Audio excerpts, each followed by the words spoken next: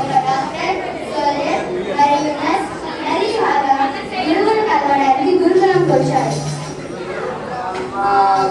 విష్ణు గురుదేవో మహేశ్వర గురు సాక్షాత్ పరబ్రహ్మ తస్మై శ్రీ గురవే నమః. మిమ్మల్ని అందరినీ చూడడం నాకు చాలా ఆనందంగా ఉంది. మేము ఈరోజు ఇలా ఎదిగామంటే 10 మంది ప్రాణాలు కాపాడుతున్నామంటే అది మీరు చూపిన మార్పు.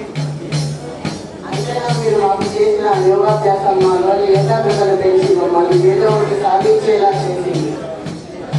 అందరిలా కాకుండా పాఠాలని కూడా ఆటలతో పాటలతో కథలతో నేర్పించడం నేను ఎప్పటికీ మర్చిపోలేము మేడం.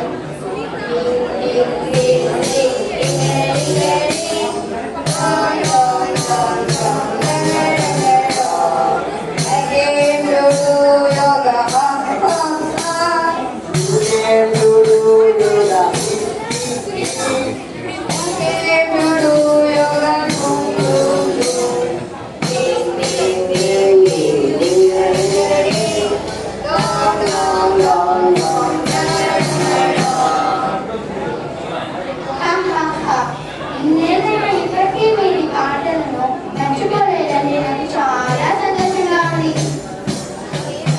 ఎలా మర్చిపోతాం మేడం? చెప్పిన పాటలు కథలే ఇప్పటికీ మా పిల్లలకి చెప్తున్నాం. మా కోసం మళ్ళీ ఒక కథ చెప్తారా?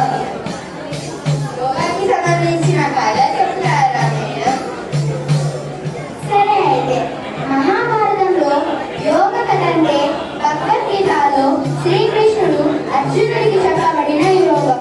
మహాభారత యుద్ధం ప్రారంభం కాకముందు అర్జునుడు తన బాధ్యతలను నిర్వహించడంలో ఇబ్బంది పడుతుండగా శ్రీకృష్ణుడు అతనికి యోగ మార్గాన్ని బోధించాడు. యోగ మార్గాలంటే ఏంటి మేడం? అవి కర్మయోగం, జ్ఞానయోగం, భక్తి యోగం. కర్మయోగం అంటే ఏంటి మేడం? కర్మయోగం అంటే మీ సైనికులుగా విశ్వాసంగా దేశ సేవ చేస్తారో అదే. అంటే దేనినైనా విశ్వాసంగా చేయడమే కర్మయోగం. జ్ఞానయోగం అంటే ఏంటి మేడం? నేను ఎప్పుడూ చెబుతున్నానే, కళ్ళతో చూసేది చెవులతో వినేది కాదు సత్యం అంటే. మన జ్ఞానంలో తెలుసుకునేది అసలైన సత్యం, అదే జ్ఞానయోగం. అంతేనా మేడం? అంతేగా అంతేగా. మరి భక్తి యోగం అంటే ఏంటి మేడం? భక్తి యోగం అంటే భగవంతుని పట్ల ప్రేమ మరియు భక్తి కలిగి ఉండడం.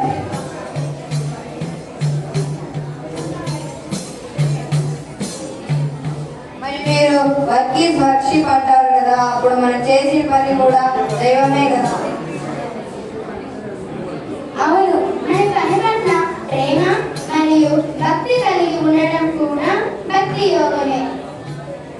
అంటే శ్రీకృష్ణుడు అర్జునుడికి చూపిన యోగ మార్గాలు ఇవే కదండి మేడం?